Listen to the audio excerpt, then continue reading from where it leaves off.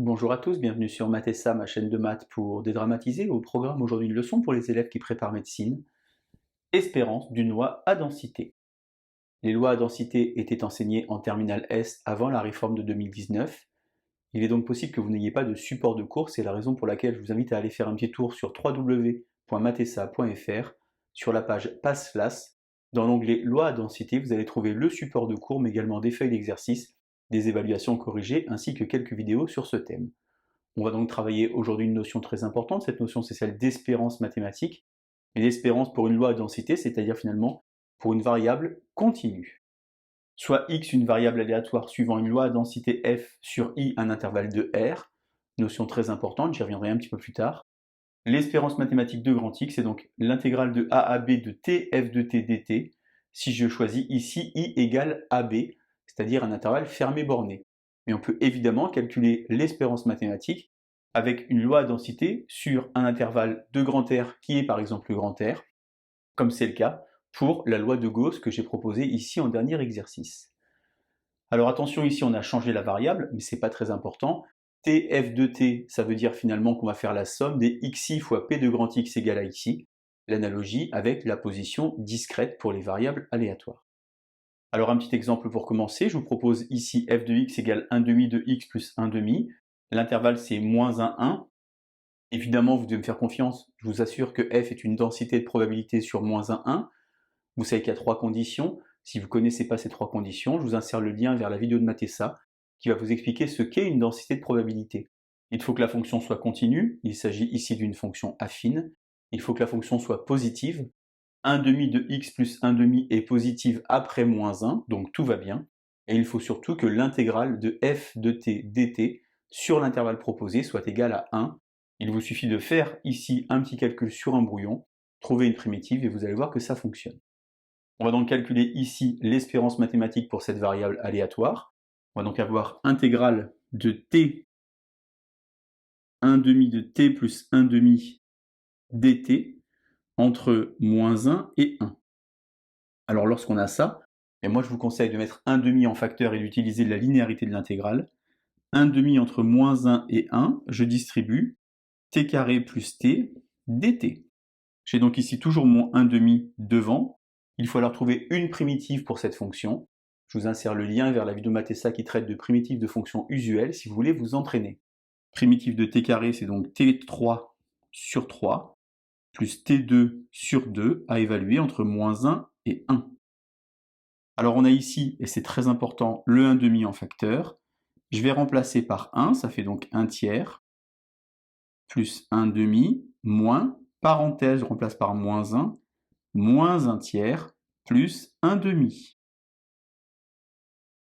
La partie paire va s'annuler. Il va donc me rester 1 tiers plus 1 tiers, c'est-à-dire 2 tiers. 2 tiers fois 1 demi.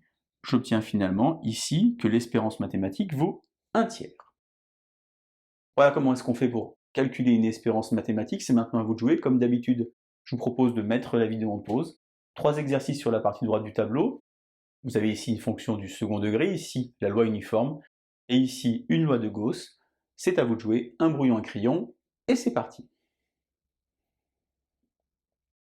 Alors on a donc ici f de x égale 3x carré sur 0, 1, les trois conditions. Cette fonction est continue, pourquoi? Parce qu'évidemment c'est une fonction polynôme. Elle est positive de par sa définition, et une primitive de 3x carré c'est x cube. Calculée entre 0 et 1, l'intégrale ferait évidemment 1. On va donc évaluer l'espérance mathématique, intégrale entre 0 et 1 de t fois 3t carré dt, finalement intégrale entre 0 et 1 de 3t cube dt. Primitive de 3t cube, c'est donc 3 quarts de t4, il faut donc calculer entre 1 et 0, j'obtiens que l'espérance mathématique vaut 3 quarts, c'est-à-dire 0,75. Exercice numéro 2, f suit la loi uniforme sur AB. Alors vous devez connaître la densité de probabilité pour la loi uniforme. Si ce n'est pas le cas, je vous insère le lien vers la vidéo de Mathessa qui traite de loi uniforme, car ici on a 1 sur B moins A. On va donc calculer l'espérance mathématique sur AB de 1 sur B moins A dt, mais attention, on n'oublie pas de multiplier par le petit t, puisque la formule c'est t f de t dt. J'utilise la linéarité de l'intégrale, je sors donc le b-a comme ceci, entre a et b de t dt. Il faut donc trouver une primitive de t, c'est naturellement t carré sur 2, à évaluer entre a et b. Celui du haut moins celui du bas, je vais donc mettre ici comme ceci b-a avec un petit 2, et donc je vais avoir b carré moins a carré. On pourrait se contenter de ça, mais si vous êtes suffisamment à l'aise en mathématiques, on reconnaît au numérateur une identité remarquable. B carré moins A carré, ça se factorise en B moins A facteur de B plus A. Finalement, je peux simplifier le B moins A et je vais obtenir A plus B sur 2. Il se trouve ici, et c'est le seul cas, que finalement l'espérance mathématique, la moyenne, est au milieu de A et de B. Dernier exemple enfin, f de x égale 1 sur racine de 2pi e de moins x carré sur 2 sur grand R. On a un gros problème car vous ne savez pas calculer d'intégrale avec moins l'infini et plus l'infini. On appelle cela une intégrale impropre, on voit ça dans le supérieur. Par contre, ce qu'on peut faire, c'est calculer ici, par exemple, de moins grand N à grand N, c'est 1 sur racine de 2pi t fois e de moins t carré sur 2 dt.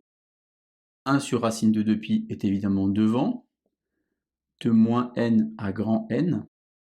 Pourquoi est-ce que je mets moins n et grand N? Car à la fin, je vais faire une limite, je vais faire tendre n vers l'infini. Et e de moins t carré sur 2, eh bien finalement, il s'agit d'une fonction composée. Je vous insère le lien vers la vidéo qui traite de primitives de fonctions composées, car on va pouvoir ici trouver une primitive de cette fonction. Lorsque je dérive moins t carré sur 2, eh bien finalement ça va faire moins t. Donc je vais avoir moins e de moins t carré sur 2. Faites une petite pause. Dérivez ici la fonction composée, moins 2t sur 2 ça fait moins t ça fait t, j'obtiens bien le bon résultat. J'ai donc ici 1 sur racine de 2pi, et ici moins e de moins n carré sur 2, plus e de moins n carré sur 2.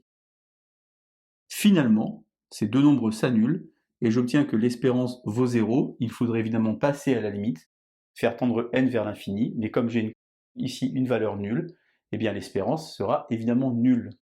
Lorsque x a cette densité de probabilité sur grand R, on dit que x suit une n01, une loi normale sans trait réduite, c'est-à-dire d'espérance nulle, et de variance ou d'écart type égale à 1.